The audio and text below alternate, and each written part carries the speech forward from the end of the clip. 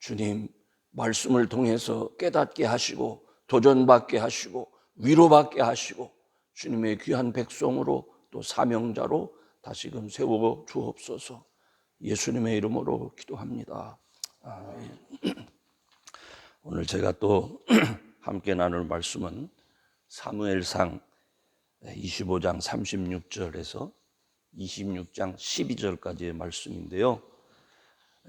이 말씀은 시편 54편으로 제가 함께 나누려고 합니다. 시편 54편은 오늘 말씀의 배경 속에서 다윗이 그때 기도한 그 내용입니다.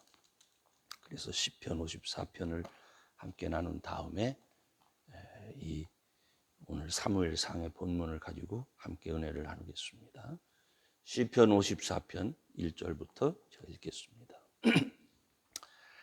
하나님이여 주의 이름으로 나를 구원하시고 주의 힘으로 나를 판단하소서. 하나님이여 내 기도를 들으시며 내 입의 말에 귀를 기울이소서.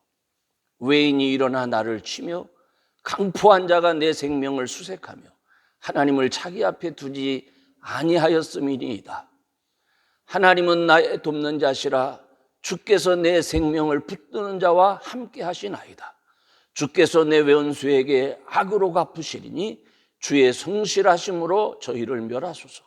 내가 낙헌제로 주께 제사하리이다. 여호와여 주의 이름에 감사하오리니 주의 이름이 선하심이니이다. 대저 주께서 모든 환난에서 나를 건지시고 내 원수가 보응받는 것을 나로 목독해 하셨나이다. 아멘. 마온 사람 나벨이 양을 키우고 있던 것은 갈멜입니다. 우리에게 갈멜이라는 이름은 갈멜산으로 아주 익숙한데 숲이 우거지고 물이 풍부해서 이 도망자들이 숨기에 좋은 곳이었습니다. 이곳에서 나발이 양털을 깎는 날을 맞이했다는 것은 도둑이나 강도의 피해가 없이 평안한 나날을 지내었다는 겁니다. 다윗은 사울을 피해 도망다니면서도 그일라 사람들을 블레셋으로부터 구했듯이 이스라엘 백성들의 재산과 생명을 지키는 일에 게으르지 않았습니다. 그러므로 나발이 추수하는 날 사람을 보냈던 이유는 적어도 자신들의 수고를 인정해주고 그가 수확하는 것 중에 일부를 자신들에게 나누어 줄 것이라는 기대가 있었기 때문에 그렇습니다. 그러나 미련한 나발은 자신을 위해서는 왕의 잔치와 같은 음식을 차려서 포도주와 함께 먹고 취하면서도 그들의 돌본 수고를 무시하고 모욕했던 겁니다. 수치와 모욕을 견딜 수 없었던 다윗은 나발과 그의 종들 그리고 그의 재산을 아예 강탈해버려야 되겠다는 계획을 세웠습니다. 이를 눈치챈 아비가일의 지혜가 아니었다면 다윗은 아마 미련한 나발과 그의 종들까지 모두 죽였고 그의 재산을 빼앗는 일이 생겼을 겁니다.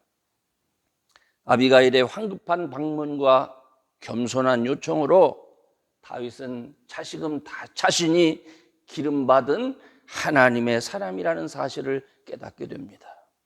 이 깨달음을 통해서 우리는 사울이 다윗을 다시 죽이러 왔을 때 그가 어떻게 하나님의 사람답게 행했는지를 통해서 우리는 증명을 할 수가 있습니다.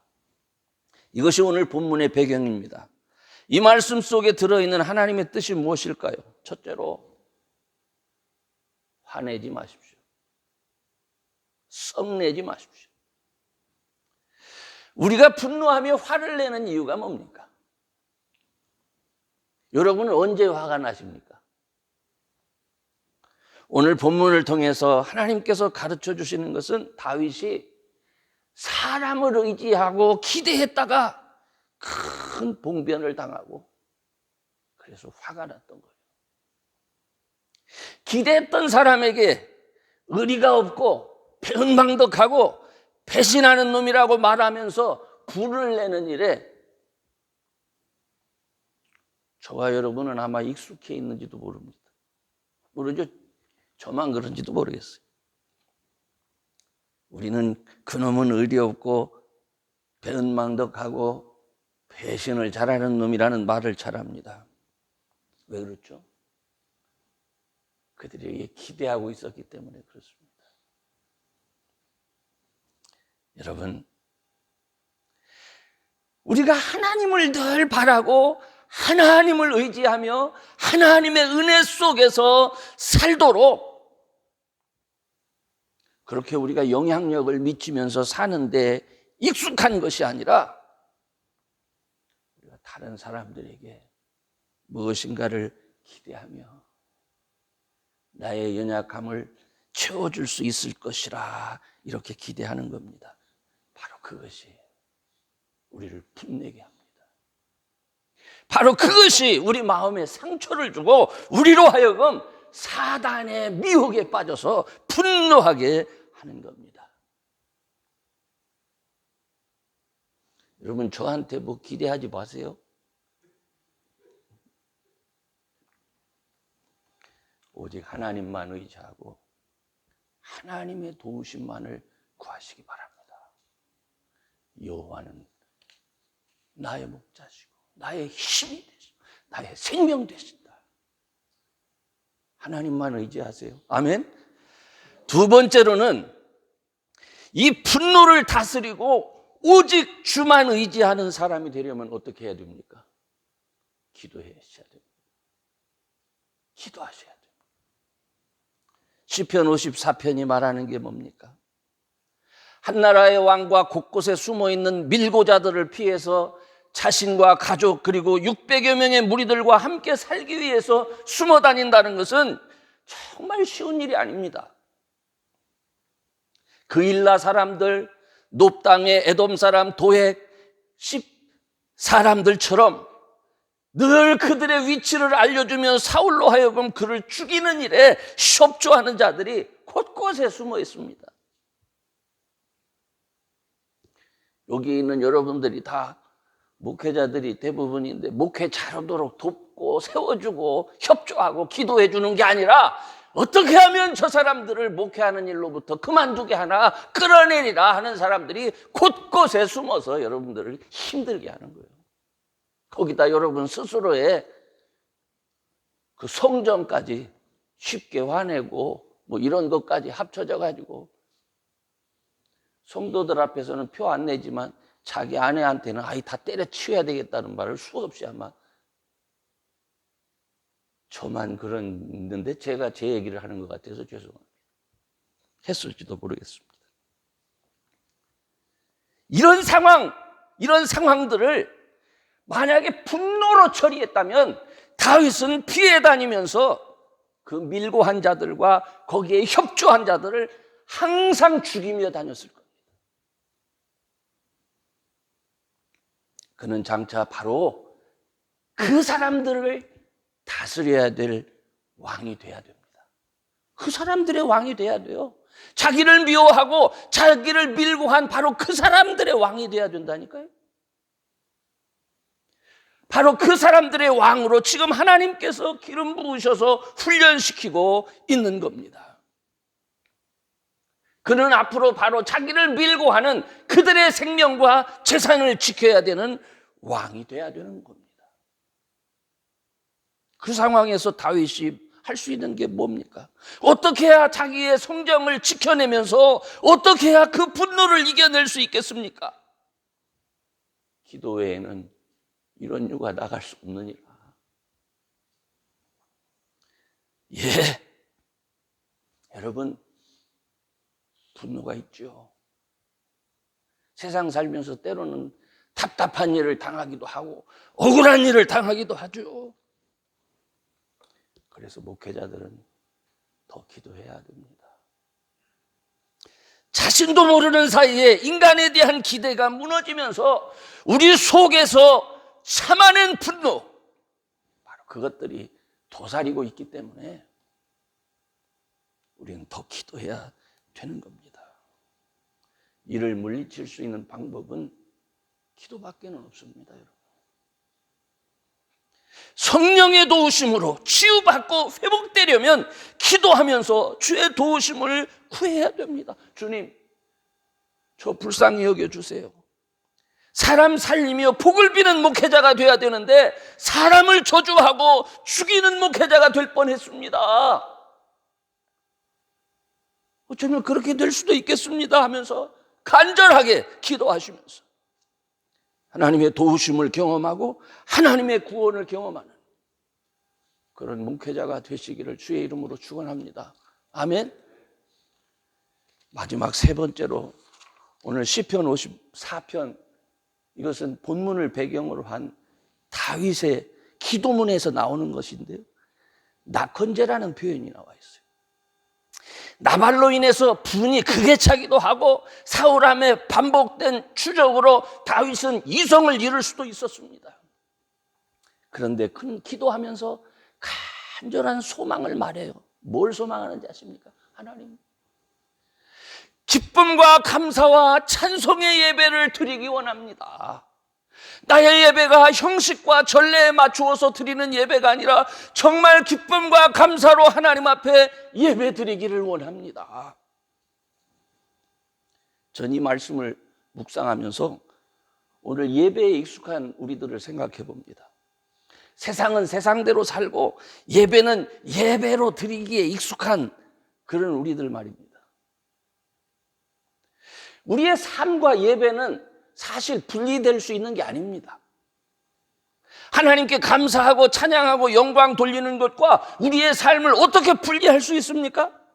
하나님의 도우심과 축복하심과 구원하심을 경험치 않는 분들이 어떻게 감사하고 찬양하면서 하나님 앞에 기쁨으로 영광을 돌릴 수가 있습니까? 기도는 기쁨의 예배와 축제를 위한 마음의 소원이 있어야 됩니다. 그래서 다윗은요, 기도할 때 하나님 앞에 솔직합니다. 하나님, 저로 하여금 하나님 앞에 진실된 예배를 드리기를 원합니다. 하나님 앞에 낙헌제를 드리기 원합니다. 기쁨의 예물을 드리기 원합니다. 이렇게 얘기하고 있는 거예요. 하나님, 돌아오는 예배의 날, 돌아오는 주의 날 기쁨으로 예배하기를 원합니다. 내 마음의 소원을 이루어 주세요. 우리의 장애물들을 제거해 주시고 우리의 기도에 응답해 주세요. 이게 우리의 기도의 제목이 돼야 되는 거다, 이겁니다. 그냥 아유 이 왼수 같은 주일은 빨리도 와. 왜 이렇게들 빨리 휘딱하면 주일이 오고 주일이 오고. 여러분은 안 그랬을 거예요. 저만 그렇단 얘기예요. 여러분, 장애물로 나의 혈기를 극복하고 장애물을 내 힘과 내 생각으로 그렇게 하지 않기를 바랍니다. 하나님의 구원하심과 나의 원수까지도 보응하시는 것을 볼 수 있어야 됩니다. 그때 모든 것을 하나님 앞에 맡기고 의지하면서 기쁨의 예배를 준비할 수 있는 우리가 되는 거예요. 우리의 삶 속에 늘 예배를 준비하는 다윗의 모습을 우리가 오늘 본문에서 볼 수가 있습니다. 저는 가만히 생각하면서 엘리 제사장 때 뺏겼던 법궤가 사무엘 시대에도 사울 시대에도 이렇게 지나가면서 생각 않잖아요. 오늘 본문은 아니에요. 근데 다윗은 왕이 되자마자 그걸 생각하는 법궤를, 이게 무슨 그의 마음 속에 하나님을 섬기는 마음, 예배하는 마음이 있었다는 얘기예요. 여러분, 예배는 기쁨으로 드리는 거예요. 예배는 그 예배가 기쁨이 되기 위해서는 오늘 다윗처럼 삶의 기도가 있어야 되는 거예요. 주여, 내 삶 속에 주의 은혜가 있기를 원합니다. 주의 구원이 경험되기를 원합니다. 아멘. 네. 사람 의지하려고 하지 마세요. 그래서 화나고 저놈 저 기도하시기 바랍니다. 기도하시기 바랍니다. 기쁨의 예배를 준비하며 하나님의 도우심으로 찬양의 예배가 준비될 수 있도록, 감사의 예배가 준비될 수 있도록 그런 저와 여러분 되시기를 주의 이름으로 축원합니다. 아멘. 기도합시다. 전능하신 하나님, 오늘도 귀한 말씀으로 함께 하시니 감사합니다. 연약하고 부족한 것 많습니다. 귀한 말씀으로 깨닫게 하지 않으면 여전히 우리는 혈기 속에서 주의 일을 때로는 망치며 살 수 있을지도 모릅니다. 하나님의 백성이라고 하면서도, 구원받은 백성이라고 하면서도 사단의 미혹에 늘 빠져서 하나님의 마음을 아프게 하고 성령을 근심시키는 자 중에 있을지도 모릅니다. 주여, 연약한 저희들로 하여금 힘을 주셔서 부르짖게 하여 주시옵소서. 성령의 인도하심을 온전히 의지하는 자들이 되게 하시고, 나의 연약함을 주께 토로하며 주께서 나를 구원하시고 택하신 분이라는 사실을 확인하며 주를 부르는 자들 되게 해 주옵소서. 주께서 도우시고 주께서 구원하시고 주께서 우리의 일을 이루어지는 것을 보면서 감사와 기쁨의 예배를 늘 준비하며 예배 드릴 때마다, 모일 때마다 찬송과 영광이 하나님 우리의 삶을 통해서 기쁨으로 드려지도록 은혜 허락하여 주시옵소서. 이 아침에 사랑하는 자들이 힘을 다해서 주님 앞에 마음속에 있는 것들을 토로할 때에 주님 저희들을 위로하시고 격려하시고